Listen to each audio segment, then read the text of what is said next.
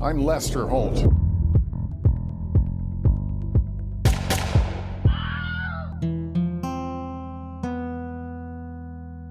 Howdy, holtheads. Kurt Money here, alongside my co-host, Kateline. and we are here to discuss another From the Vault. And dare I say, goddamn classic. From season 27, aired October 12th, 2018. Here's Keith Morrison with At the Bottom of the Lake. IMDb description. A pilot flees following a plane crash, becomes a fugitive, and lives a double life for decades. All true, but just wait till you hear the deets in between. Kateline, what'd you think of this episode? This was a banger. Yup. You've never seen it. I think I had seen it, but I didn't remember a lot of it. Yeah. And it was kind of reminding me of old Jason, the jet skiing Canadian. Like they said, he got a passport. That's the hardest thing to get. He got all this. He did, and not only that, he got it again in the United States. Yeah, how did he do that? I didn't think that was possible anymore. A little bit. This was reminding me of a lot of old ILHs, including, I can't believe Valerie's going to come up again later, but I was thinking of Valerie a little bit too. Oh, yeah. Valerie. Can we talk about Valerie? Yeah, Valerie. Oh, Valerie. I just wanted to shake her. Our story begins in Little Bitterroot Lake in Montana, September 17-ish, 1982. A young high school girl named Kim and her mom go to their cabin just to check in, maybe get a few more lake days in before it's too cold. And what do they see prying around the windows on their front porch? As they pull up, they see a young man, about 20, standing on their deck. The daughter throws the car into park and mom jumps out, not scared. And I didn't even have the pickup stop. Mom opened the door and hopped out to find out who was on our deck. And approaches the guy and is like, "You're trespassing. What are you doing on our porch?" And he's really evasive. Yeah. He isn't really giving them anything about where he's from, who he is, what he's doing. But he doesn't look shady. He's like well-dressed and just looks like a nice young man, but doesn't look like a local. He definitely sticks out like a sore thumb. Yeah, he's wearing like a white polo, and Kim says he didn't look like a lake guy. No, but also wasn't anything to really be worried about. I think they sent him on his way. He got up and wandered off down the shoreline and out of sight. So he takes off down the shore, and they go back in the cabin, but they keep peeping, because it sounds like Kim's mom is a nosy little Nancy. I mean, I'd have been peeking at this dude too. Let's be real, right? Yeah, I think it's probably a little unnerving to see someone you don't know standing on your porch when your place is pretty isolated. I mean, these cabins, I think some of the cabins were maybe close together, but it's a really desolate area to get out to. So it's not like there's a lot of people just walking by. When they show the wide shot, you realize it is a proper cabin, right? Like it's like a 1 or 2 room. It is a log cabin. He walks down the shore and they don't think anything of it. Not 50 yards away from there, the night before, 2 twins encounter a man as well, but he's in a little different state physically. Tell us about this guy. They reported seeing what they realized was the same young man, but when they saw him, he was not well-dressed and looking clean-cut. He looked like he had just been through some shit. Yeah. He had scratches on his neck that were kind of bloody, and he was soaking wet, like he just crawled out of the lake, and it was very suspicious. It was tough for Keith to pull this information out of these twins, but once he got it, it all kind of clicked into place. That this was the same kid that had been seen the following day. Yeah, but this part's crazy, and I know for a fact it's true because of my extra digging, but these twins, this strange guy who's cut all over and says he was attacked by a bear, okay? That was his explanation for the cuts. I think they may have said neck. I know that he had a lot of deep cuts on his legs as well, just to give you a little insight, because we hear scratches on the neck. I mean, that sounds like a strug. That sounds like a real strug. But anyway, These 2 twins, they're like, this guy's wet, he's bloody, attacked by a bear. Okay, we'll buy that. I was waiting for one of them to go like, "But there's no bears here," or some sort of fact about that. But the guy goes, "Hey, my matches are wet. Can you go buy me matches and bring them back?" And these twins say, "Sure, dude. We're gonna do it right now." Well, they made a point of saying like that's how it goes in small towns like this, especially back in the 80s. You help someone out. Okay. So they get on their bikes, they head down to the corner store, and they get some matches for this dude they don't know. Yeah. I mean, yeah, that sounds crazy today, but back then, I don't know. They're all young. They're all like 20-something, kicking it. Maybe they're like, sure, bro. Because we talked to these twins, and so they were definitely young teens at least when this happened. Yeah. I'm always skeptical about talking about how everybody in a small town is super nice and stuff. My guard is up on that because I think it's overall BS. But in this case, I think you're right. Naive kids, small town, early 80s in Montana. So they go get these matches. And it's not like it's some adult. It's another kid around their age. True. Who's just passing through and needs some help. And they're like, yeah, sure. Yeah, because he's 19. But as soon as he gets these matches,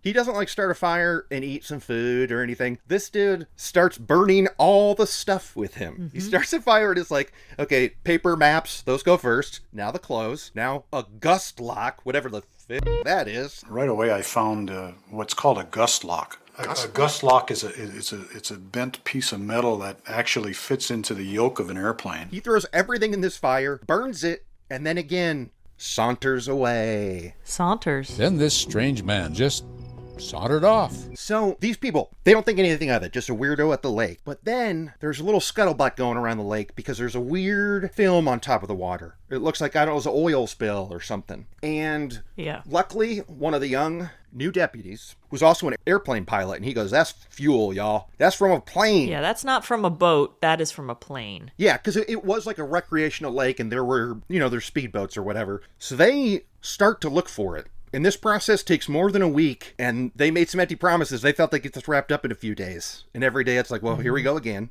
Keith thought that was pretty funny. And then finally, on the very last day, they're like, well, if we don't find something today, we're calling off the search. Right. And wouldn't you know, that was the day. Yep. They used what they thought was very advanced fish finding technology. Side scanning sonar. And they find it. Yes. And they send the camera down, and there it is, and jackpot. Everything you just said is so true, Kate. But in classic K-Money fashion, this rescue of this plane is what I had my questions about and I was most fascinated by. So you got to buckle up a little bit because we got to go into a little bit more details, okay? Because I thought it was... Okay. My mind was just blowing left and right because we see footage of this. I mean, they've got the local news on this. We see this whole process. I think it's pretty friggin' cool, right? Like, as far as B-roll to support the story, pretty good. Now, it's funny I say B-roll because we got 2 BYBs today, okay? But kicking that down the road. So they hear that there's a plane. But they're flying over the water. They're sending people to swim in it. They can't find anything. And the water is like crazy clear, too. So they're thinking we would see it. So then they get this side scanning sonar thing. Then the sheriff heard about a thingamajig that was new at the time called side scanning sonar. And then that tells them there is something down there. So then they send down a giant camera. And we see footage of them on the boat looking at this boat on the floor. That was pretty awesome. And then the crazy part. This is what set me off. Keith says they sent a submersible camera down and towed it up. So they used the submersible camera.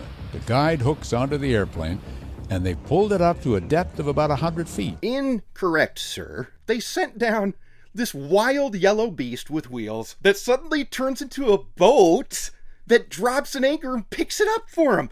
So this yellow thing, you know what I'm talking about? No.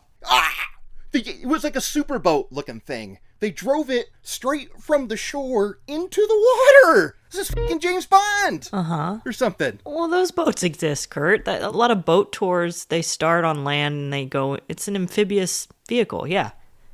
Okay, well, good. Classic Kateline fashion. 0 impressed and already knows the info. But that's okay. Stick with me here. Here we go. But I'm looking at this boat going, this thing is wild. It's not a submersible camera. What is it and why aren't they talking about it? Now, a little insight. There's a character in this story who wrote a book. You know I bought it. You know I'm reading it. Mm-hmm. Now, I didn't finish reading it because I did read a 75-page transcript of a telephone call that we're going to talk about soon. So that's pretty cool. But on that dude's webpage, he has all the articles of all this stuff, perfect to click on and read and everything. And so I'm reading old articles about this. And one of the old articles told me what that thing was. It was a World War II era amphibious boat with a winch. That's pretty cool. I mean, that's cool. They had to take something out of storage to get this. So here they are with the cutting edge technology with the sonar. Side scanning so But what gets that plane high enough in the water so that swimmers can like swim with it and carry it to the shore was some old relic World War II thing. That's cool. That's cool. It wasn't as old in 82, though. It's still 40 years old. It's 40. It was, but seeing as this was a lake where there was a lot of boating and stuff, that boat may have been nearby and had been used on the lake a little bit. So I'm not convinced that it was like, let's ship it in from storage, you know, to see if it still runs. I think it was maybe in use because it's a lake activity. Okay. All right. Well, we can move on from this section now. Sure was damp today. So they are getting this boat up, and again, we're seeing this footage, and there's a crowd on the shore, and they're like cheering and stuff when they see the wings coming up. And then the first responders are like, no, don't cheer. Don't cheer. and sort of flew the plane up to the surface.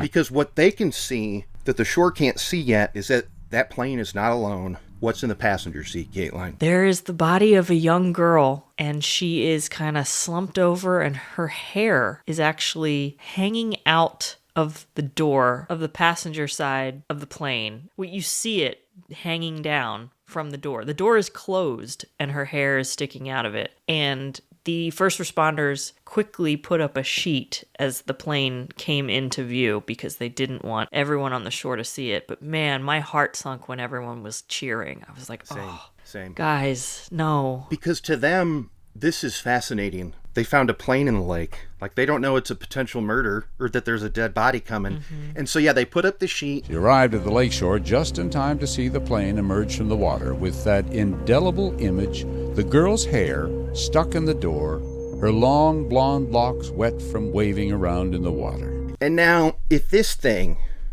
story was being told on an FF or an Unsolved Mysteries, They would have showed it. we would have seen a pic. FF would not have blurred it. Other shows might have blurred it a little. They'd have given us a little taste of the body in the passenger seat. Kurt Money wanted it a little. I was curious. What about you? Especially because everyone was talking about how well preserved and pristine this body was in. Yeah. And that it just looked like she was sleeping. It didn't look like she had even been under the water or anything. Just a perfectly preserved young girl laying in this seat. No cuts, no what? Signs of struggle. Bingo. Nothing. And she is, they realized that her seatbelt's still on. And it's like faced towards her. So they are assuming that she struggled to get off the seatbelt and drowned in the plane. So the cops are like, we got a potential murder now. So now this is going crazy. So while all of this is going on, just over the mountains, where this mystery man had said he came from. And he pointed over here and he said, over the mountains. What does that mean? No one comes from that way. There is like a place where you rent planes in Canada. And they're going, we got a missing plane. What's the story here? And they realize in the no-fly zone, there was a disturbance. And that's when this guy was a straight up Dudley Do-Right. I mean, we saw a pic of him in the red, right? Did. In the Canada cop gear. It was pretty awesome. He finds out, and now it's like... That would be the Royal Canadian Mounted Police. The RCMP. They do... You know what? I'm glad you knew that, Kate, because that comes up a lot. Probably why the RCMP had no idea that a sheriff down there in Montana had just begun investigating an oil sheen on the water and reports of a stranger wandering the shoreline. So eventually they hear about what's going on over the mountains and they connect. So now we've got this weird thing where it's like missing plane. These two people are gone. And then in Montana, the cops are like, we've got a woman dead in a plane. Where's this mystery man? So the media loves this. And Kate, what do you think the media assumed was going on? Like what is the story they're presenting right now as it stands in 1982? They were pushing the Romeo and Juliet thing, that these kids were forbidden from being together and they wanted to run off and live their lives, and they stole this plane and packed everything they had and set off for the unknown. How romantic. Yeah, and I mean, look, we've been critical of Dateline throwing around Romeo and Juliet in the past. Mm-hmm. I have problems with Romeo and Juliet to begin with. So Jim. I don't like referencing it. Yeah, I think people forget what it's actually about. This one fits. The first half of Romeo and Juliet, I think it fits. But the point of that story is the miscommunication at the end which again did not happen here. Mm-hmm. You with me there? Yeah. And the press also tried to talk to, well, once they find out who these passengers were, they find out that there was no forbidden love. These two were totally allowed to date. Yeah, according to the dead woman's dad, right? So, but wait, they take the body to do an autopsy. And what do they find out that that woman had done 2 days before they took off? They find that she had had an abortion just 2 days prior to the plane going down. Yeah. And that her cause of death officially was drowning. Yeah, and we find out who it was. It was Diane Babcock and Jerry Ambrosish. Why'd I go for it? Yaroslav Ambrosic, the pilot, known as Jerry, and his passenger and girlfriend, 18-year-old Diane Babcock. So Jerry and Diane, it's now the love story for the ages. There's like a new young reporter. Again, we see B-roll of her at her news station in Canada. That's cool.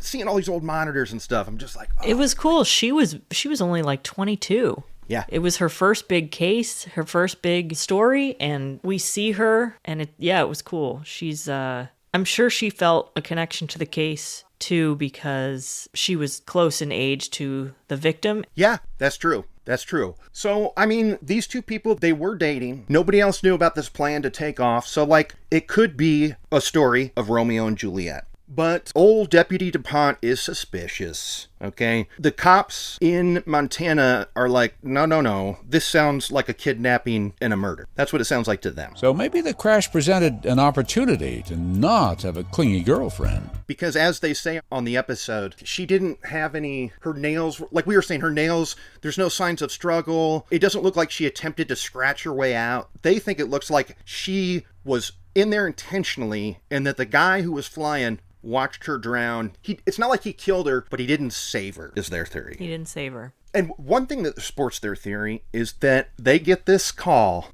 I had to find out how they got this call tapped and everything. Point is, a few weeks after this, they're finding all this info out, and Jerry makes a collect call to his buddy Tom in Canada, and they have it recorded because it turns out that the RCMP had bugged Tom's house, which he knew and Jerry knew about. So we actually hear a recording of this conversation. This was pretty cool. Yeah. Now, it's cool that we hear it. It doesn't quite support the Romeo and Juliet angle, though. Right, Kateline? What's Jerry's vibe about the whole situation? Jerry is playing it cool. He is saying, I was planning this trip. Diane was saying that she was, quote unquote, in love with me or whatever. And she just came along for the ride. Because I wanted to get away, that's all. She just tagged along. And she said, can't live without, all this like that, right? But he does say that he didn't kill her. The plane just crashed. And he survived. She didn't. But he downplayed their relationship to his buddy. And I don't know about you, Kurt, but this phone call, the two of them talking to each other, it sounded like Mark and Mike from American Movie. Absolutely. All of the extras have just fell through, except for Mike Schenk right there. We used to do a lot of partying together, but I don't party anymore. Yes, these indeed. Two, and this is no shade to Mark and Mike. Hey, Mike. Yep. But these two sound like the dumbest. Their voices are so deep for being their age, and they sound hella dumb. Yeah. And I don't know if it was just the time. I couldn't listen to much more of this, I'll just say. It was... They sound so stupid. Well, this was the 75-page transcript that I just got done reading. Oh, God. Kateline. Kurt, how could you read 75 pages of that nonsense? It was a little tough because there was a lot of ums and ahs and cutting off and everything. Oh, I'm sure there were a lot of ums and ahs. And also they would switch into Polish sometimes. Now, luckily that was translated. I didn't have to bust out my Polish translation skills. But I read it and I was hanging on every word because this phone call is the center of why I flip-flop on this case and how I feel about this whole thing. Now, maybe we talk about this overall at the end. What do you think? I think we do. But yeah, this is the most important thing to me because you hear him, his vibe is not Romeo. It's like this broad tagged along. I guess I had the seat for her and she didn't make it. And Tom is kind of like, you need to come back, man. They're looking for you. And he's like, no, I'm in New York or whatever. And then he's like, they're going to be looking for you till the day you die. And he's like, well, I didn't do nothing. And then it's like, well, if you didn't do nothing, why didn't you come back? Like, it's just mindless dum-dums. Hi, what the hell are you doing there? I went because I was going to shoot him because I guess she was in love with me or something like that. Yeah, she's gone. I'm alone, and I'm lonely. Okay, probably a third of the convo was that exact sentiment. I mean, I got to give Tom credit. He really tries hard to get his best bud to come back. He's in Canada talking to his parents. He's talking to the Babcock's parents. He's got BCCTV, he says, in his front lawn. And he's like, I don't know if they'll use it because I was swearing at him. But, like, he makes a real hard case. Dude, come home. It's not worth it. They're going to think that you killed her. And now, this phone call was as presented, but there were funny, interesting things that were wild that, like, he goes, they're talking about how they wished that that his best bud was with him. And Jerry is like, it's like that Pink Floyd song, Wish You Were Here. And then they talk about Pink Floyd for a few pages. Pages? Yeah. And when they're telling the story of them growing up in Canada, these star-crossed lovers, we're seeing pictures of them, seeing pictures of Jerry, and we see his graduation photo. I did pause it to read the description, and oh, hey, first of all, it says he's a big Pink Floyd fan. I can confirm that because of the pages-long conversation about the title of a song. But it also said that he prefers a T3 Charger. Kateline! Car Kate, what's a T3 Charger? I'm assuming that's a Dodge Charger. Oh, the T3 is something in there, like a different version of it or something. Listen, if we're talking about muscle cars from the 70s and 80s... Not your speed. Kateline, not an expert on those. They're Fair. Trashy. I don't care about them. Right on. Okay. Well, that was his thing, and he also wanted to be a pilot. Oh. So he went to New York, and then he took a bus. This phone call happens in Texas, right? He's in freaking Texas with this call, and the cops know this, and they're like, well, he's not going to stay there, so we can't send somebody down there to watch this phone booth. So this is the beginning of 24 years of nothing doing with this. There's no more clues about this Jerry guy. They don't know where he is. People are like, is he in a bar in Mexico? Is he dead underneath a rock somewhere? Nobody knows. And then we meet Gina. Can you tell us about Gina, Kateline? Gina, listen, I liked Gina. Me too. I know there's Me the too. Valerie comparisons here, but Gina, I thought she was really funny. Loved her hair. Yep, for half of it. BYB, B-roll you busted. Unfortunately, she switched her hair in between shoots because when they shoot her walking around, long blonde hair. But when she's talking to Keith, it's like purple and turquoise and awesome and stuff. Yeah. They were probably like, dude, why? Come on. I know. Anyway, so just a little BYB, B-roll you busted. Continue. But she looks great no matter what color she's got. But I loved the purple and the teal and stuff. Yeah, that was cool. She tells us about a man that she met and dated for a little while based in Texas. Yep. And this man's name is Michael Lee Smith. Yep. Pretty bland. Almost fake sounding. Yeah, almost. But yeah, what drew her to Michael Smith's profile? The number one thing was that he is honest. He does not like dishonesty. And she loved that because she had just gotten out of some relationship that was newly divorced, all about dishonesty. You know, didn't want to date any liars or people that were pretending to be something they weren't. And she just loved that up front he said, what you see is what you get. I don't like dishonesty. Yeah, and this is the Valerie connection here because honesty was really important to Valerie as well. Mm-hmm. From Death at the Spa. We talked about anything and everything, complete honesty. And in that case, I think that maybe this is a dating red flag, that if someone says they're all about honesty and that's what they look for, it's because they're hiding something. Yeah, I agree. And they know how easy it is to hide something. They're doing it. They don't want the person they're looking for to be hiding from them. But really, it's projection.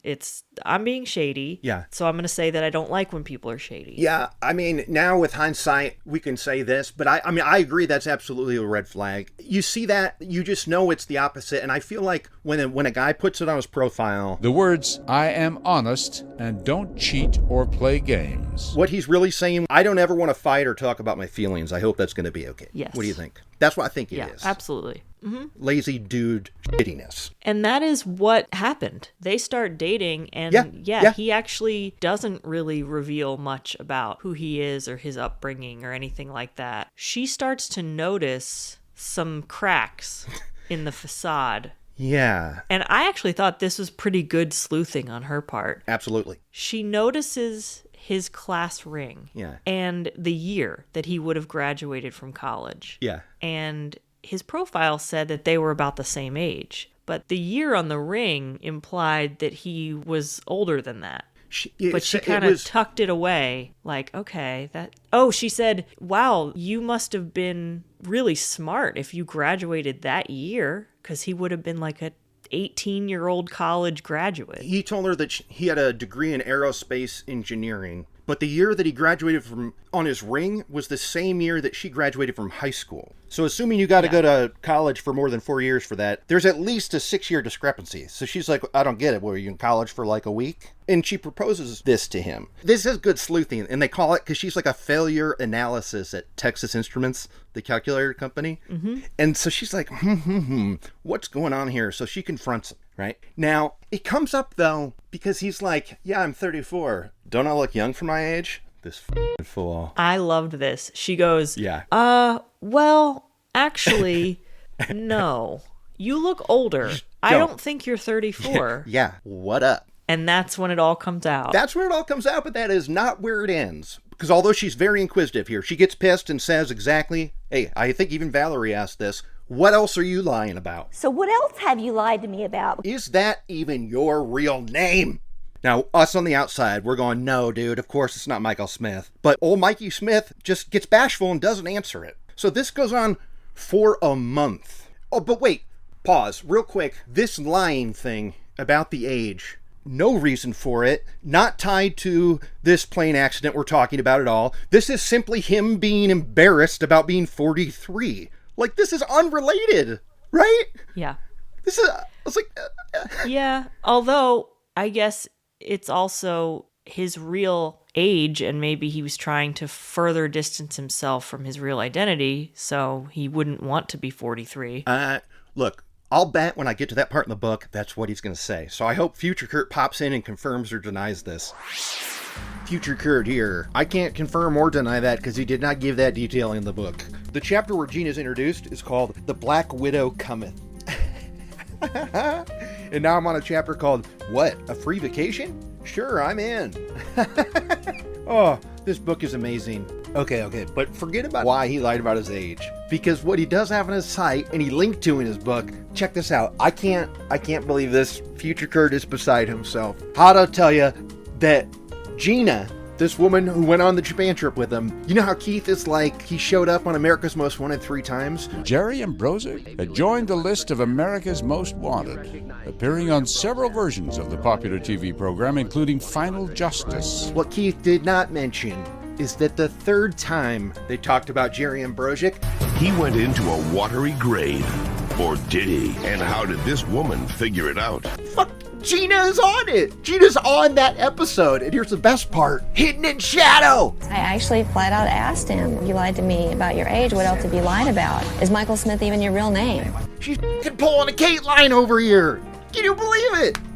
Okay, here's some clips. Every mother's worst fear that her daughter's going to meet somebody that's been on America's Most Wanted on the internet, you know?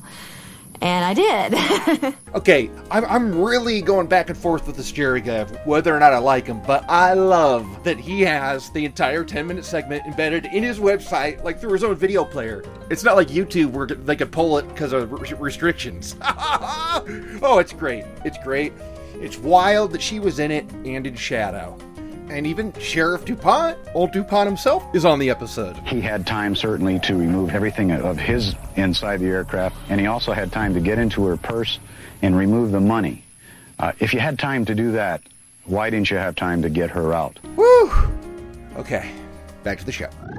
That sounds exactly like the thing that he would say after having 24 years to think about it. But he also showed up to the date in a Dodge Viper, and he's like, they're my toys. 2 or 3 cars? Viper? Yeah, it was... toys. I just feel like this guy is like full of himself a little, right? That's what I'm thinking in this moment. He wanted a Dodge Challenger, but he settled For a Dodge Viper. Well, yeah, but according to Keith, it still costs $80,000. Yeah. Money not well spent. IMO. I'm not a fan of Vipers. Honestly, if you had a date with somebody you met online and he showed up in one of those, you'd be a little suspect, right? I mean, I feel like that's a red flag in itself, just that he drives one of these things. Yeah, it's a red flag in that he has no taste. Yeah. So she waits a little bit, and she's stewing on this for a few weeks or a month, and she goes, well, what is your real name then? That's when he tells her, Jarek Ambrosiak. Okay, what's your real name? Tell me, what is it? What was it? Jarek Ambrosiak. I think he said he went by Jerry or something. I can't believe he told her straight up. Yeah. Because he knows that people are going to Google that. Yeah, he is very, very laid back about this being confronted thing. So she is like, okay, good to know. Next day at work, calculator company. She's in there sniffing failures out or whatever. And she straight up Googles them. And the first result, I mean, this was like an unsolved mystery. So like she finds out that this was the longest running, still at large criminal. It was on America's Most Wanted 3 different times. And they never got any info from it. Mm-hmm. And she's looking all this up and she's going, and she finds out it originated with this plane crash where Diane died. Now, he had said that he only loved one woman in his life, but she died young and he was torn up about it. That was like his romantic history. But now Gina's putting it all together, reading the articles. And she's pissed and she's like, she's upset on behalf of the Babcocks. Like, you're robbing your family and her family out of closure on this. What's going on? So she wants him to fess up about it. And his response is, I'm not ready. I'm not quite ready. Maybe 25 years after, maybe I'll be ready. But here at 24, it's too early. Step off, Gina. And what's Gina's response? Gina's response is, I'm going to go with you to Japan on your work trip. And you know what? Think about Keith tried to be like, really? You cared more about that? And I'm not mad at Gina for that. Did you kind of fool yourself there? No, I went in with eyes wide open. Me neither. She owns it. What's 2 weeks? Go to Japan. That's a once-in-a-lifetime trip. Paid? Yeah. Paid for by the company? Yeah. You can always call the FBI when you get back.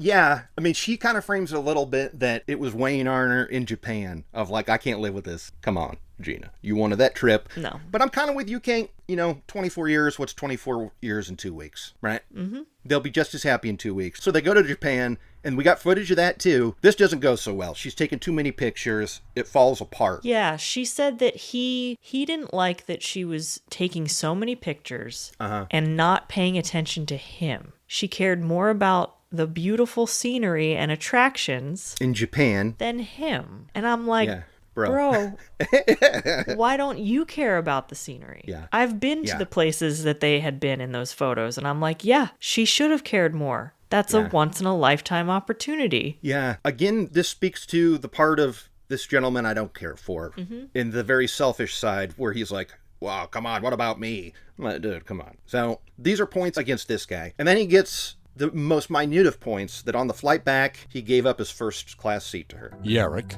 ever the gentleman, willingly gave up his first-class seat home to Dallas so Gina could experience flying up front on an international flight. Okay, what do you think? Yeah, that's a long flight, so... Oh, good point, because are they in Texas? That was actually that's a very heroic move, actually.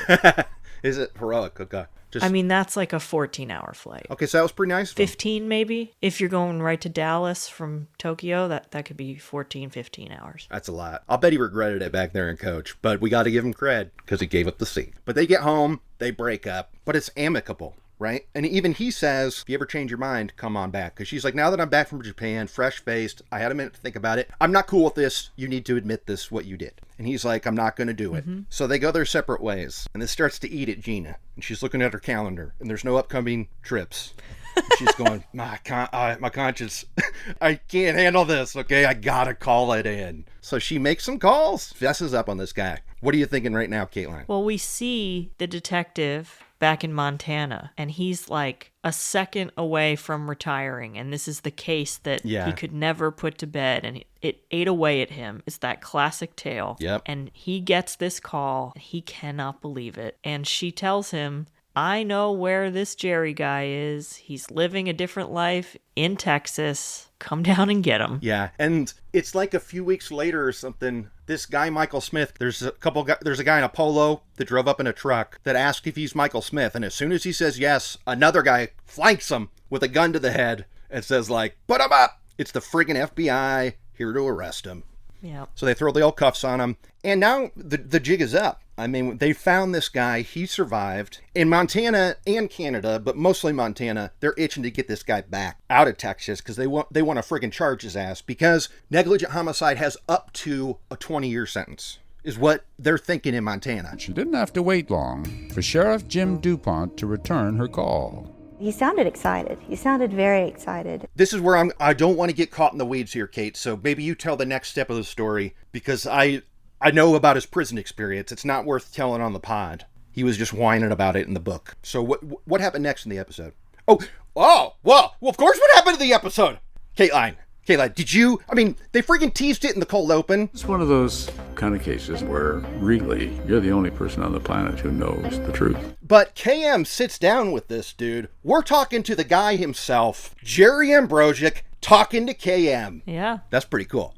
That's pretty cool. We meet him, and he gives us his side of the story. Yep, and he supports the Romeo and Juliet angle. He says it was a love story. It was a star-crossed love story.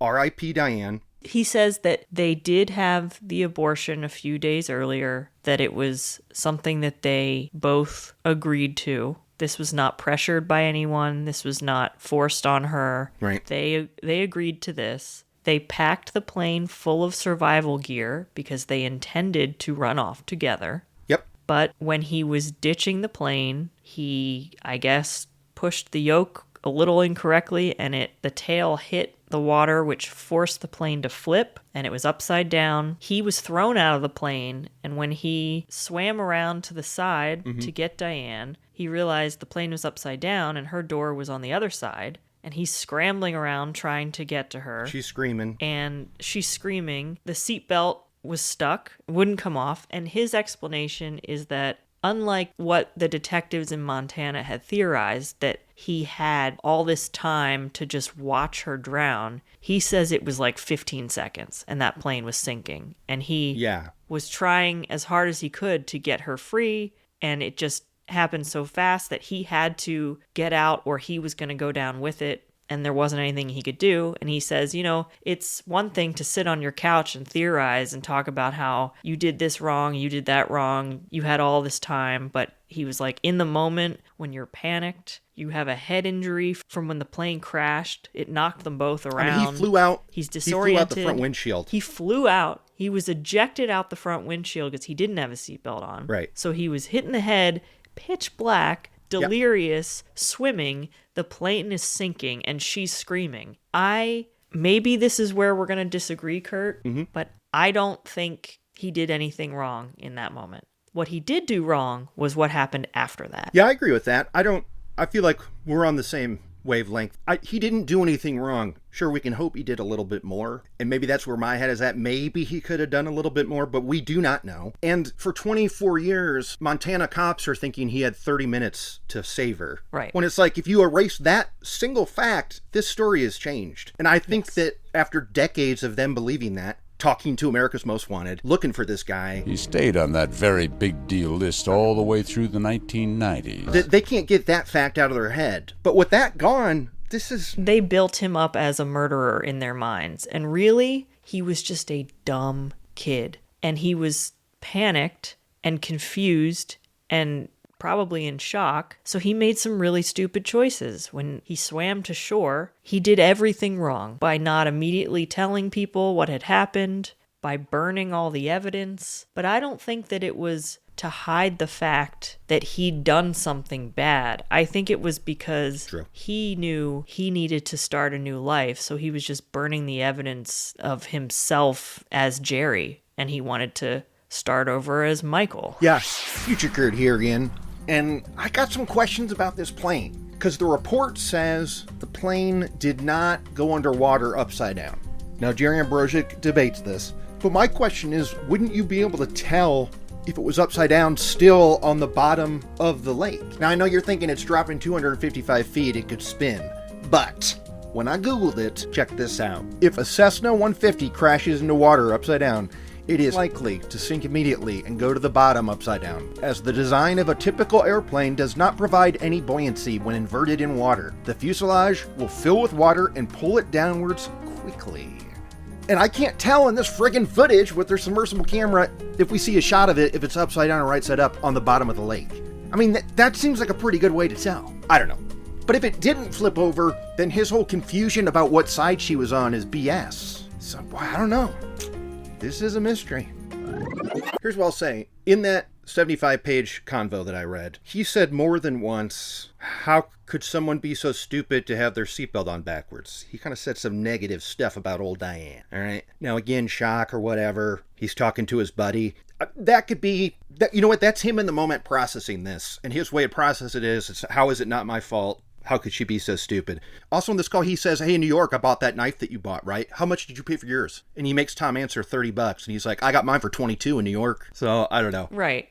Here's the thing. I know how young kids talk. Mm-hmm. How do you do, fellow kids? They don't talk about, or at least back then, they're not going to gush about how in love they are with some girl, no matter how much they love them. Even if they just died and you're wanted? The party line was always, yeah, I mean, she's into me or whatever. Like, you're just trying to talk to make yourself sound cool around your friends. So to me, that's just how that sounded, because they both sounded dumb. It just sounded like them being like, yeah, I mean, she's like clingy, I guess. I hear what you're saying, and I know that in some cases we can say they're being dumb boys and they're not going to say, hey, I love her.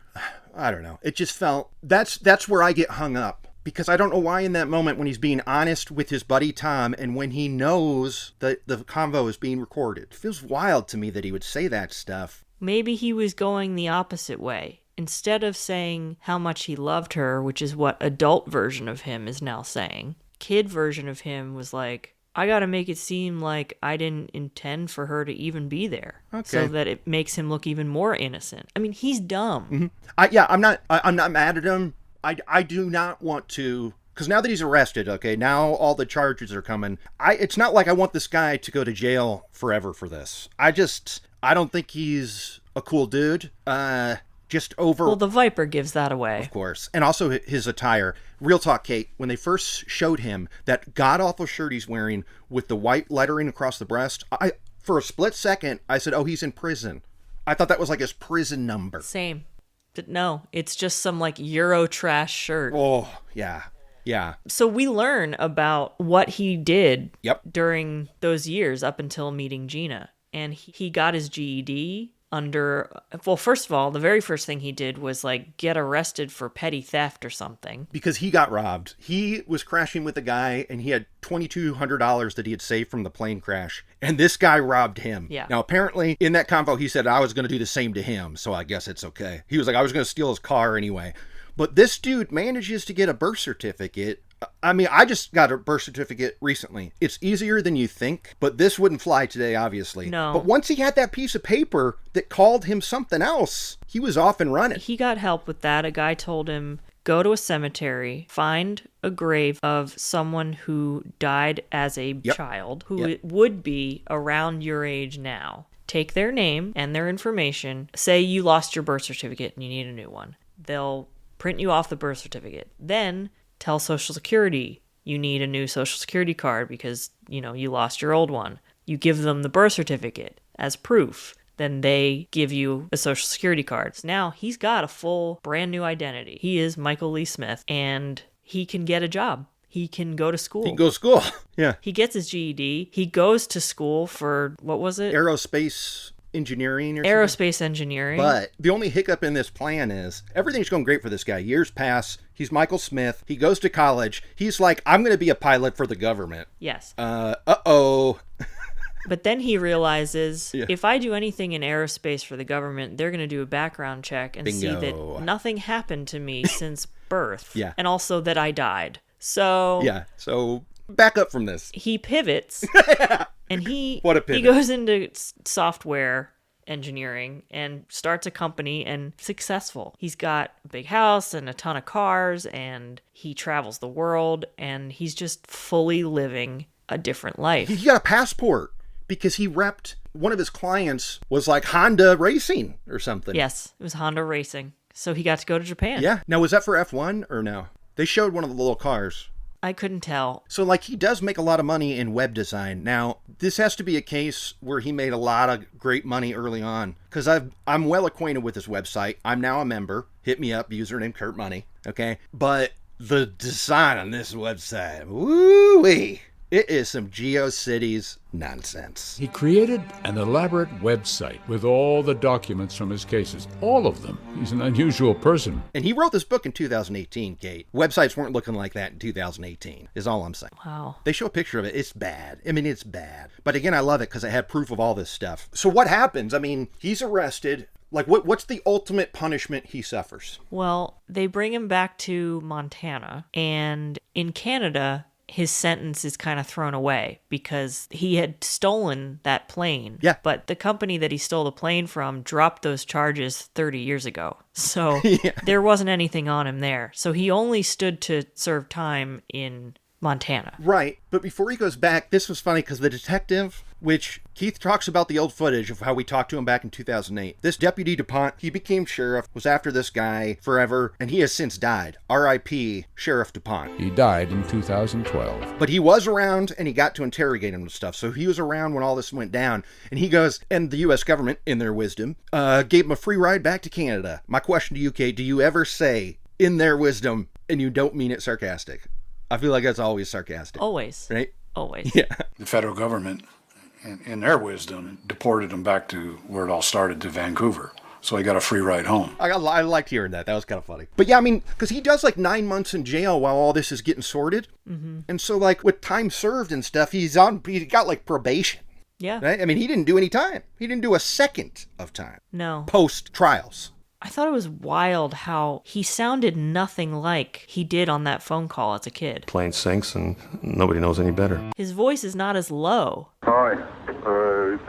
What the hell are you doing there? That call sounded warped to me, whether it be the poor bugging devices. I mean, honestly, it kind of sounds like we do when I do a flashback where I play it at 85%. Yeah. I mean, honestly, it kind of sounds like we do when I do a flashback where I play it at 85%. Yeah.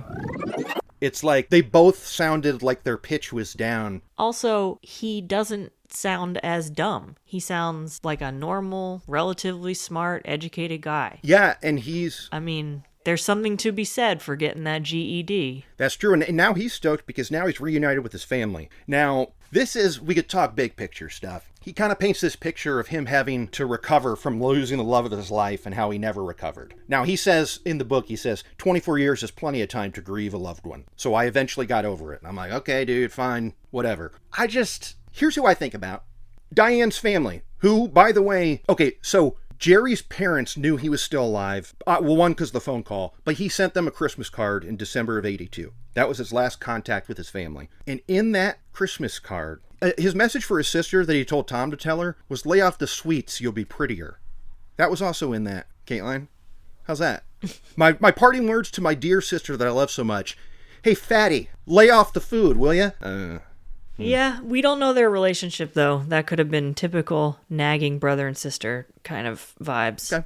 Okay. But his parents, they never moved. They never changed their phone number because they knew that one day he would come back. And he did. Yeah, but he let them worry all these years, though. And I could say this, his mom was sent to the hospital immediately after all this went down in 82 from stress and stuff. Like, she was physically ill worrying about him. The Babcocks, Diane's parents, would drive to her grave once a year to pay their respects. They do it in 99, 16, 17 years after it goes down. Friggin' Mama Babcock dies in a car crash on the way to see her dead daughter's grave. Mm-hmm. So that's who I'm thinking about here. Like, dude, you stole a lot of time from those people. Yeah. What do you think? That's what I'm saying. I don't think he messed up when the plane went down. I think he messed up in all the years after it. Yeah. Although he did steal the plane and intentionally crash it. That is also illegal. Yeah, but hey, they dropped the charges, so...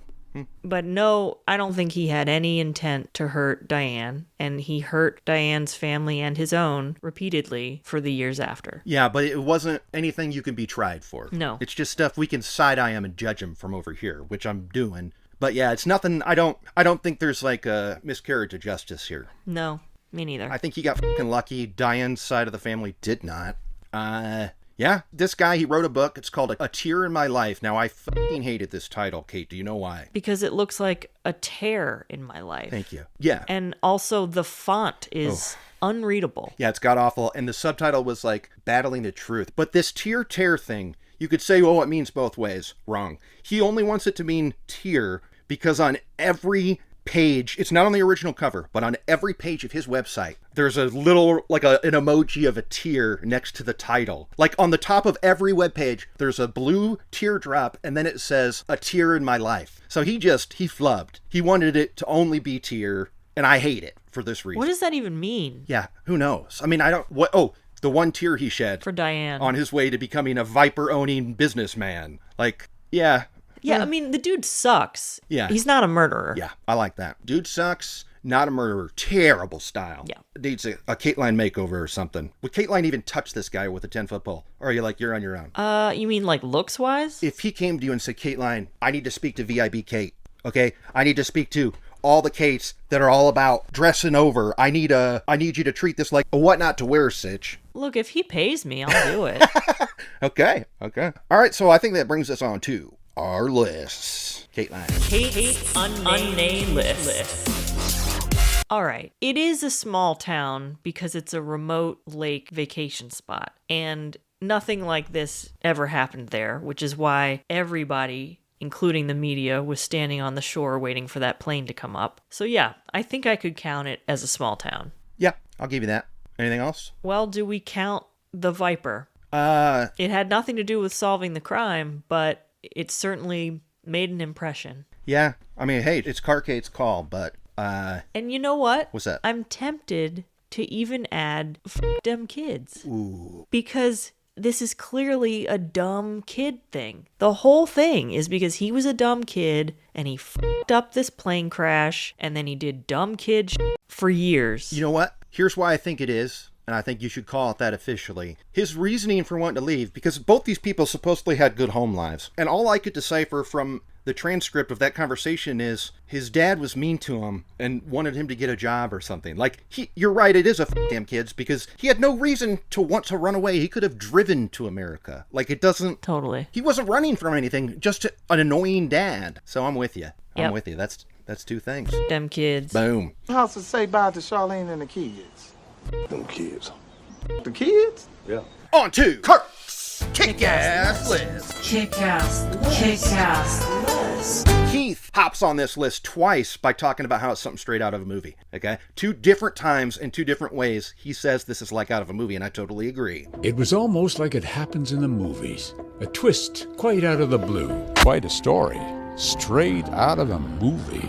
Also, when Keith is asking him, like, when did you cook this up? He says it was a night where he and Diane had watched some movies. And this is 1 point for old Jarek, because he told us those movies. Do you remember what they were? I do not. Okay, 1, Apocalypse Now. Great movie. I get it. And then also Tarzan the Ape Man, one of the worst films ever made. It is so boring and lame. Not even the nudity of Bo Derek could save it. It's a snooze fest. I've never seen it, but that is what gave them the inspiration to take the plane and leave, right? Yeah, I guess I'm trying to think of the plot of Tarzan the Ape Man. But I guess, so they were in... They wanted to go live in the wilderness. Yep, okay, that's exactly it. And that could be the connection between those 2 movies, too. Living in the wilderness and stuff. You nailed it. We ended up watching this movie called Tarzan the Ape Man and also Apocalypse Now. Oh, there's a bunch of times Keith is talking about the technology back then, or lack thereof. You can only imagine the challenge back then, technology being what it was. All this was pre-internet, of course, and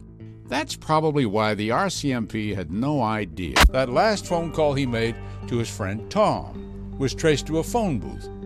You remember those, don't you? Long gone now. Was there anything else? Let me check in my notes. Oh, hold up, Kateline. Did I officially do the BYBs? Did I officially do that? No. Busted! BYB number 1. We're talking to Gina. She's got the purple and the blue hair, but the shots were from another day, and she had long blonde hair. B-roll, you busted. Nothing to do about it, but your ass is busted. BYB number 2 is more of like inane questions I have for Dateline editors and producers that might bear no interest to the Holt heads. But I don't understand why they blurred his high school photo, and I don't get why they showed the same picture twice and blurred his mouth in one of them and his eyes in the other. What's up with that? You got any ideas? I mean, it sounds like... No ideas. Sounds like their ass is busted. B-roll, you busted. You busted. Busted. All right. Well, that's going to wrap this up. I thought this was a hell of a From the Vault. It was. Go to our Patreon, ILH, and join there because we drop 2 new episodes every month about non-Dateline shows, but we still do the lists. We're still doing BYBs. I know you're out there for that. We've never had a f***ing kids yet over on the Patreon. Is that correct? No, we have not. Not yet. Not yet. But yeah, so that's going to do it. Also, YouTube, I'm Lester Holt. That's us. And on that note, I'm Kurt Money. I'm Kateline. I'm Lester Holt. For all of us, I'm Lester Holt. Good night. That suddenly turns into a boat.